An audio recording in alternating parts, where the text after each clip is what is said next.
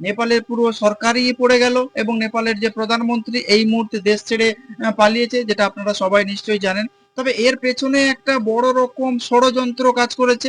কার ষড়যন্ত্র? যেটা জানা যাচ্ছে বা যেমনটা মনে করা হচ্ছে, আমেরিকার প্রেসিডেন্ট ডোনাল্ড ট্রাম্প এবং পাকিস্তানের আইএসআই এর একটা বড় রকম হাত রয়েছে। শ্রীলঙ্কার ক্ষেত্রেও সরকার পরিবর্তন হয়েছিল, সেখানেও একটা আমেরিকার বড় একটা ভূমিকা ছিল বা একটা ষড়যন্ত্র কাজ করেছিল। বাংলাদেশের সরকার পাল্টানোর পেছনে একটা আমেরিকার বড় রকম ষড়যন্ত্র ছিল, অর্থাৎ তদানীন্তন প্রেসিডেন্ট ছিলেন জো বাইডেন।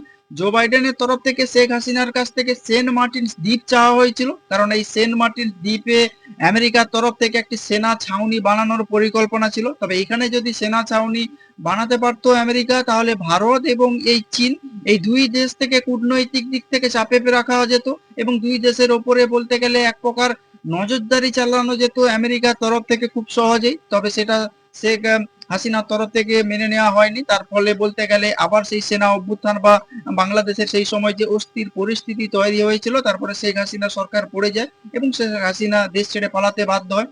এইবারও ঠিক একই রকম নেপালের ক্ষেত্রেও হলো। নেপালের যে যে সরকারি অর্থাৎ যে অ্যাপস গুলো আছে, সেই অ্যাপস গুলোকে ব্যান করে দেওয়া হলো নেপাল সরকারের তরফ থেকে। এই মুহূর্তে বলতে গেলে নেপাল উত্তপ্ত হয়ে উঠেছে। তবে নেপালের অপরাধটা কি, বা নেপালের যে সরকার ছিল ওলির সরকার, কেপি ওলি, তার অপরাধটাই বা কি ছিল? যেসব কোম্পানিগুলো এতদিন নেপালে ব্যবসা করেছিল, তাদের সরকারের যে নেপালের সরকারের যে নিয়ম ছিল, নেপালের সুপ্রিম কোর্টের যে গাইডলাইন ছিল, সেই সব কোম্পানিগুলোকে তাদের সরকারের নাম নথিভুক্ত করতে হবে একটা নির্দিষ্ট গাইডলাইন মেনে। সেটাই এবার নির্দেশ দেওয়া হয়েছিল নেপালের যে কেপি ওলি সরকারের তরফ থেকে বারে বারে, এবং সেই নির্দেশকে এক প্রকার বলতে গেলে বুড়ো আঙ্গুল দেখিয়ে নেপালের যেসব কোম্পানিগুলো ইতিমধ্যে ব্যবসা করছিল, তাদের সরকারি যে খাতায় কলমে নাম নথিভুক্ত করেনি, তার জন্যই কড়া রকম এবার ব্যবস্থা নিয়েছিল নেপালের সরকার। মূলত যে অ্যাপস গুলোকে ব্যান করা হয়েছে সেগুলো হলো ফেসবুক, ইউটিউব, ইনস্টাগ্রাম এবং এক্স হ্যান্ডেল। এইগুলো মূলত আমেরিকার কোম্পানি। এই কোম্পানিগুলোর ওপর যখন আঘাত আনলো, তখন না ব্যাপকভাবে গণ অভ্যুত্থান দেখা গেল নেপালে, তাহলে নেপালের সরকার পড়ে গেল।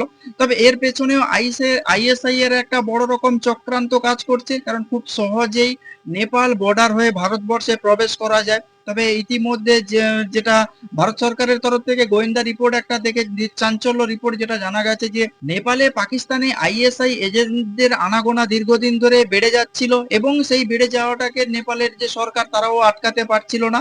এবং নেপালের যে সব অর্থাৎ এই যে পাকিস্তানি আইএসআইরা তারা নেপালে প্রবেশ করে নেপালের মাধ্যমে ভারতবর্ষে প্রবেশ করারও চেষ্টা করেছিল। এবং একদিকে বাংলাদেশের সঙ্গে পাকিস্তানের কূটনৈতিক সম্পর্ক আগের থেকে অনেক ভালো হয়েছে এবং আইএসআই এর এজেন্টরা খুব অনায়াসে বাংলাদেশেও চলে আসছে। অর্থাৎ আইএসআই এর এজেন্ট বা জঙ্গিরা তারা খুব সহজেই বাংলাদেশের বর্ডার হয়ে ভারতবর্ষে প্রবেশ করতে পারবে, বা নেপাল হয়ে এক প্রকার বলতে গেলে ভারতবর্ষে প্রবেশ করে ভারতবর্ষের একটা অস্থির পরিস্থিতি তৈরি করতে পারে। গত কয়েকদিন আগে ভারতবর্ষের প্রধানমন্ত্রী নরেন্দ্র মোদী তিনি জাপান সফরে গিয়েছিলেন এবং জাপান সফরে যাওয়ার আগে জাপানের একজন টপ লেভেলের বিজনেস নেগোসিয়েটর তিনি আমেরিকা যাওয়ার পরিকল্পনা ছিল, কারণ আমেরিকার সঙ্গে জাপানের একটা বাণিজ্যিক চুক্তি হওয়ার কথা ছিল। নরেন্দ্র মোদী যাওয়ার আগে সেই অর্থাৎ এই যে টপ লেভেলের একজন বিজনেস নেগোসিয়েটর আমেরিকা যাওয়ার কথা ছিল, সেই পরিকল্পনা বাতিল হয়ে যায় এবং ভারতের সঙ্গে জাপানের একটা বড় রকম চুক্তি হয় বৈদেশিক বাণিজ্যের দিক থেকে বা ব্যবসা বিনিয়োগের দিক থেকে।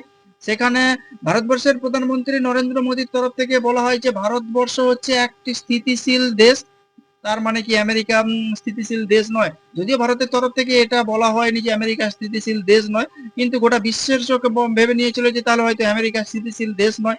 তাই জাপানের তরফ থেকে ভারতবর্ষে বিনিয়োগ করার আহ্বান জানানো হয়েছিল। তাই এক প্রকার বলতে গেলে ট্রাম্প এবার বিভিন্ন রকম ষড়যন্ত্র করতে চাইছে, ভারতবর্ষে এইবার একটা তাল পাকানোর চেষ্টা করছে। অস্থির পরিস্থিতি তৈরি করা যায় তাহলে গোটা বিশ্বের কাছে বলতে ভারত একটা ভারতবর্ষের যে একটা স্থিতিশীলতা বিঘ্নিত হতে পারে, যা ভারতবর্ষের যে বৈদেশিক বাণিজ্যের ক্ষেত্রে যারা বিনিয়োগ করতে চাইছে ভারতবর্ষের ক্ষেত্রে, সেক্ষেত্রে তারা বিনিয়োগ করার আগে এক দুবার ভাববে। এইরকমটা একটা বড় রকম ষড়যন্ত্র করছে আমেরিকার প্রেসিডেন্ট ডোনাল্ড ট্রাম্প। সেই মতো শ্রীলঙ্কাতেও সরকারের পতন হয়েছে, বাংলাদেশেও সরকারের পতন হয়ে অস্থির পরিস্থিতি তৈরি করা হয়েছে এবং এবার হলো নেপাল। পাকিস্তানে তো অস্থির পরিস্থিতি হয়েই আছে। গত কয়েকদিন আগে জাপানেও সরকার অর্থাৎ জাপানের যে প্রেসিডেন্ট বলতে গেলে পদত্যাগ করেছেন, অর্থাৎ এই মুহূর্তে বলতে গেলে আমেরিকার প্রেসিডেন্ট বলতে গেলে গোটা বিশ্বের কাছে একটা কূটনৈতিক ষড়যন্ত্র শুরু করেছে এবং ভারতবর্ষের ক্ষেত্রেও একটা এরকম একটা তাল পাকানোর চেষ্টা করা হয়েছিল ডোনাল্ড ট্রাম্পের পক্ষ থেকে। অর্থাৎ ভারত এবং অর্থাৎ ভারত এবং পাকিস্তানের মধ্যে যখন যুদ্ধ হয়েছিল যে অপারেশন সিন্দুরে, সেখানে তিনি অর্থাৎ আমেরিকার প্রেসিডেন্টের তরফ থেকে একটা বড় দাবি করা হয়েছিল যে তার মধ্যস্থতায় নাকি বা তার হুমকিতেই নাকি ভারত এই যুদ্ধ থামাতে বাধ্য হয়েছে, কিন্তু যদিও সেটা মোটেই নয়।